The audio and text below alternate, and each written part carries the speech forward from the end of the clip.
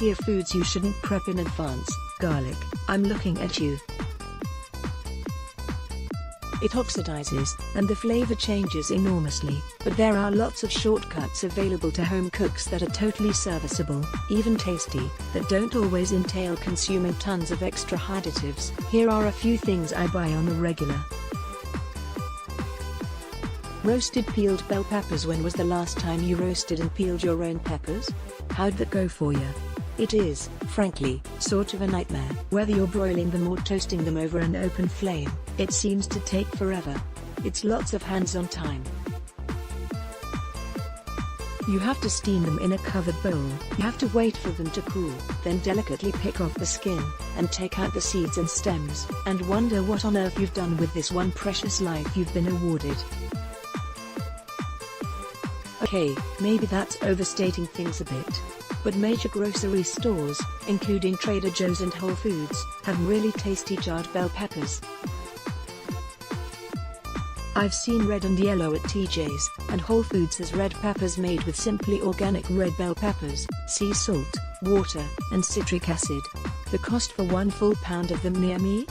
$4.99. If you've ever looked at the prices of red, yellow, and orange peppers, you know that they tend to be pricey, sometimes $3.49 a pound and up, and that includes the cost of the stems and seeds.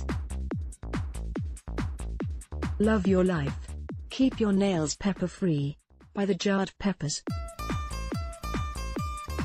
Related, 12 secrets to grilling perfect veggies. According to a chef, frozen puff pastry. I'm sure actual pastry chefs would quibble with this one and say there's no comparing frozen and homemade puff. I personally do not have 3 hours and 20 minutes to find out by making my own.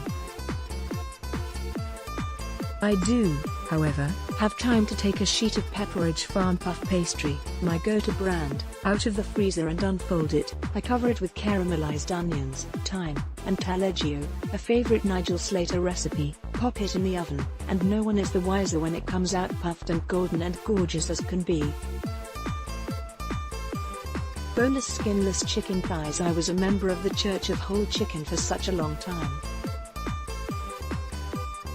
I like that there's no waste, or little waste, and in theory, I would save the chicken livers you find in the cavities and turn them into delightful mousses. Well, I did use most of the bones for instant pot stock, but sometimes, man, you do not want to deal with a whole, hulking chicken.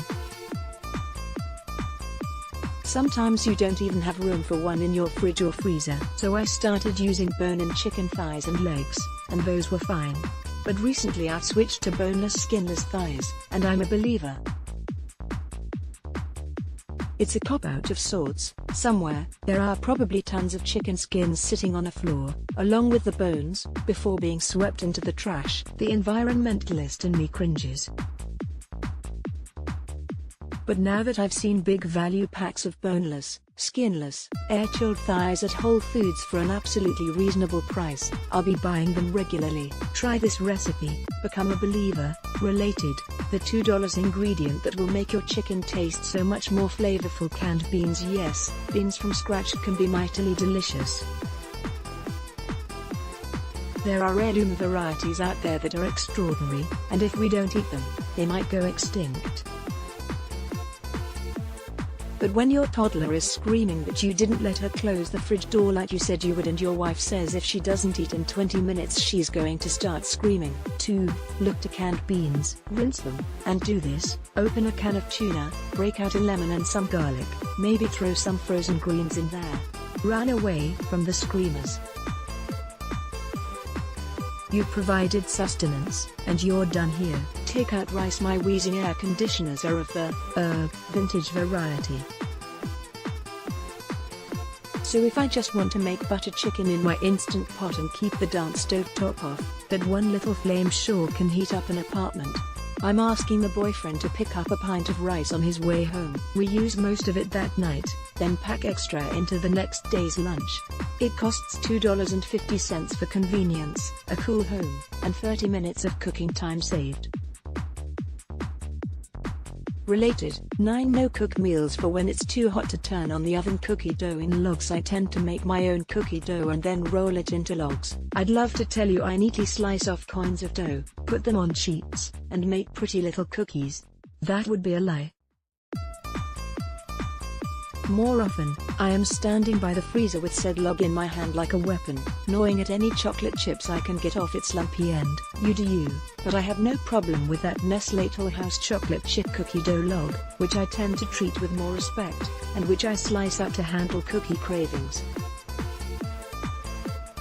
Dumplings. All hail the dumpling. But have you noticed how pricey it's gotten lately? As is true of good ice cream, dumpling prices have been spiking. Not everywhere, mind you. Plenty of Chinatowns feature cheap as chip spots with delicious homemade dumplings. If you're determined to not leave your kitchen but crave the satisfaction of takeout dumplings, plan ahead so you can make your own. Not always from scratch, although that's a fun activity. 2. Buy a frozen package of pre-made dumplings from your favorite dumpling shop or grocery store. Trader Joe's has good ones, and steam or fry them up to your heart's content. It's so much easier than you'd think. Takes just a few minutes, and you get to control the amount of salt and fat you add. Slice a bit of ginger to put into a dish of soy sauce or black vinegar. Have the sriracha at the ready, and you're at an Asian restaurant in your own home. No need to tip. Alex Van Buren, follow her on Instagram and Twitter at Alex Van Buren, is a Brooklyn-based writer, editor, and content strategist who has written for The Washington Post, Bon Appetit, Travel Plus Leisure, New York Magazine, Condé Nast Traveler, and Epicurious.